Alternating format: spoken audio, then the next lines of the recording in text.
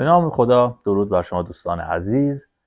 استاد ایتوش هستم. امروز به یک موضوع بسیار مهم در علوم غریبه میرسیم و اون موضوع موکله. موکل چیه؟ بارها شنیدیم توی حالا فضای مجازی، توی اینستاگرام، پیجای متفاوت مثلا میگن این طلسم 4 تا موکل داره، 7 تا موکل داره، نمیدونم موکلش سفلیه، موکلش یهودیه، مسیحیه. اصلا داستان چیه؟ این موکل چیه که اینقدر دارن روش مانور میدن، حالا یا به درست یا به غلط؟ ببین عزیزان، کلا موکل، معنای واژه موکل یعنی گماشته، مأمور، محافظ، نگهبان. یعنی که چی؟ شما مثلا فرض کنید من به یه نفر میگم برو سر کوچه وایسا، اتفاق افتاد بهم بگو، من اینو دارم، این گماشته من دیگه، من دارم اونو میگمارم اونجا. خب یعنی موکل، تموم شده رفت. یا به عبارت دیگه ساده تعبیر، کسی یا چیزی که برای انجام یک کار ما او رو استخدام میکنیم. من این نفر استخدام میکنم، میگم آقا این پولو بگیر، در قبالش با فلان کار برای من انجام بده. یه جور دیگه هم میشه گفت کسی که عهدهدار انجام کاری میشه به صورت نیابتی. یعنی چی؟ نیابتی یعنی اسمی از من نیست، همه اونو میشناسن، تا میتونه حالا به این طریق به یک نفر سود برسونه یا به یک نفر ضرر وارد کنه. پس یه جنبندی کوچولو کنیم. موکل یعنی چی؟ یعنی کسی یا موجودی که برای انجام یک کار به صورت نیابتی ما اون رو استخدام میکنیم تا اون وظیفه‌ای که بهش گفته شده رو انجام بده.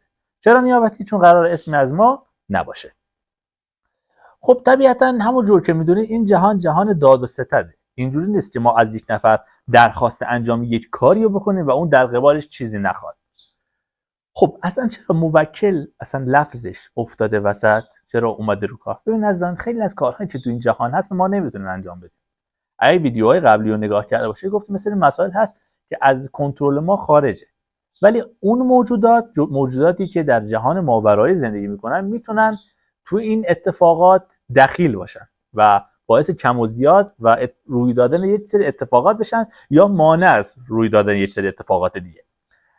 بنابراین ما عملا این موجودات رو داریم اجیر میکنیم، استخدام میکنیم تا در قبال اون وظیفه‌ای که ما میخوایم یه چیزی هم حالا ما در قبالش با به اونها پرداخت کنیم. خب بازه است دیگه. خب ما میتونیم موکل رو تو چه زمینه‌ای استخدام کنیم؟ تو هر زمینه. مثلا من سوالی دارم، خب کافیه موکل رو احضار کنم، ازش سوال بپرسم. مشکل مالی دارم، موکل احضار شه و در مسئله مالی به من مدد برسونه. بیماری دارم، موکل رو احضار کنم و در حل بیماری من، در شفای من کمک کنه. خب حالا شاید براتون سوال پیش بیاد، خب این چه ربطی به طلسم؟ ببین عزیزان، شما وقتی که دارید طلسماتو می‌نویسید، وقتی چون از نظر اذن روحانی در سطح‌های مقدماتی حضور دارید، تو رتبه‌های پایین قرار دارید. حالا بهتون میگم اذن روحانی چه، خیلی مفصل درباره‌اش ما صحبت می‌کنیم، خیلی خوب مانور میدیم. اذن روحانی یعنی اینکه شما چقدر آمادگی دارید که وارد این عرصه بشید. شما وقتی اذن روحانی کمی داشته باشید، وقتی طلسماتو می‌نویسید، به صورت خودکار این موجودات متوجه میشن که اسمشون داره نوشته میشه، امضای موکل داره زده میشه، نمیدونم بخور، اون بویی که دوست داره جایی منتشر میشه، یا اسمش رو به زبان آوردید، خب سریعا آنن حضور پیدا خواهد کرد و میبینید که شما تو اون کاغذ طلسمتونه مثلا میگید مشکلتون چیه؟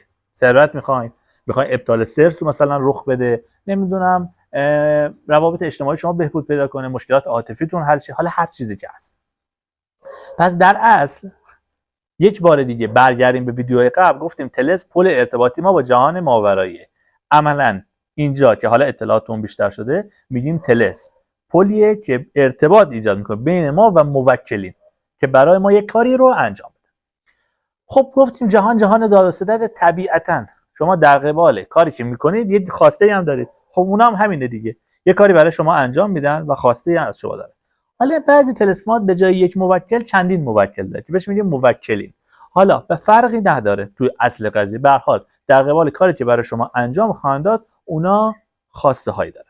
خب این خواسته ها تو چه زمینه هایی هست؟ ببین عزیزان، این خواسته ها برمیگرده به نوع این موکل. مثلا این موکل دسته‌بندی داره. پس این که ما بتونیم تشخیص بدیم موکل دقیقاً تو چه زمینه از ما خواسته داره بستگی داره و تحت تأثیر مستقیم اینه که این موکل از چه نوعه، از چه نوع قبیله‌ایه، از چه نوع مذهبیه، تو چه دسته قرار خواهد گرفت.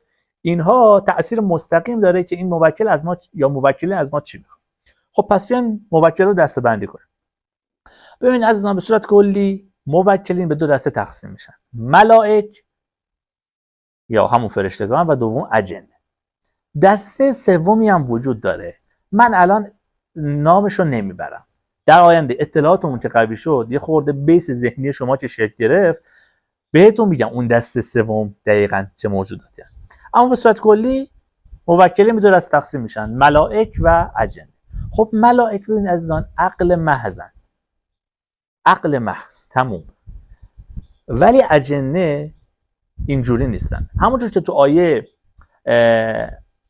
6 سوره جن هم مشاهده کنید، خداوند گفت که یک سری افراد خودشون رو به دست اجنه میسپردن. یعنی چی؟ منظورش اینه که توی تصمیمات خودشون از اجنه مشورت میگرفتن. اصلا واژه کاهن، مثلا میگن کاهن فلان معبد، این کاهن یعنی چی؟ یعنی کسی که اطلاعاتش رو از اجنه میگیره، مشورت با اجنه میکنه، به این افراد میگن کاهن. پس دسته بندی موکل فرشتگان، عقل محض، و دسته دوم اجنه، و دسته سوم حالا بعداً بهتون میگم. و گفتیم صراحتاً توی آیه 6 سوره جن خداوند گفته که بعضی افراد با این اجنه ارتباط برقرار میکنن، بعضیشون مدد میگیرن، حالا به اشکال متفاوت. خب شاید سوال پیش بیاد، الان خب ما این موکل ارتباط برقرار کردن با این موکل با فرشتگان راحت تره یا مثلا با اجنه؟ طبیعتاً با فرشتگان خیلی سخت تره. شما با اجنه راحت تر میتونه ارتباط برقرار کنید. چرا؟ چون زاویه دید اجنه به ما نزدیک تره، یه جورایی بهتر ما رو درک میکنن، و چون از قبل از ما هم روی کره زمین بودن، حضور داشتن، بهتر میدونن این جهان دقیقاً بر چه اساسی داره جلو میره، چه اتفاقاتی میتونه بیفته. بر شرایط تسلط دارن، بر اتفاقات تسلط دارن. اما ملائک نه، ملائک چون عقل محضن، فقط به عقلانی بودن یک عمل فکر میکنن و اینکه آیا اون عمل در راستای احکام شریعت هست یا نه. یعنی این عمل اگه در راستای اینه که خداوند گفته مشکلی نداره، این اوکیه، خب مدد میرسونن. در غیر این صورت میگن شرمنده ما نیستیم. دقیقاً ملائک هستن. به همین خاطر معمولا اکثر سایرهای علوی و سفلی هستند. یعنی سایرهایی هستن که با اجنه در ارتباطن. این که دسته‌بندی ها، حالا من میگم سفلی، علوی، اینا بعداً به صورت کامل براتون توضیح خواهم داد، الان نمیخواد گیج بشید. پس طبیعتاً گفتیم ارتباط برقرار کردن با کدوم موکل سخت‌تره؟ گفتیم ملائک. چرا؟ چون اونا عقل محضن و زاویه دید ما رو ندارن. ما خیلی پارامترها دخیله توی تصمیم گیری هامون، فقط عقل نیست.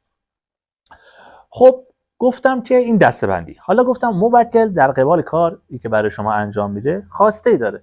خواسته برمیگرده به دین و دسته‌بندی. خب دسته‌بندی گفتیم. حالا فرض کنید خب اگر ملائک هستن که طبیعتاً اطاعت محض پروردگار رو انجام میدن، اگه اجنه هستن خب دسته‌بندیشون به چه شکلی؟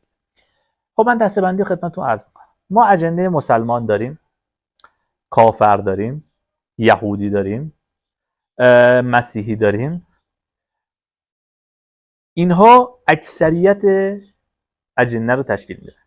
خب عمار مکان هم هست. اون عمار یه خورده داستانش متفاوته، بعداً بهتون خواهم گفت.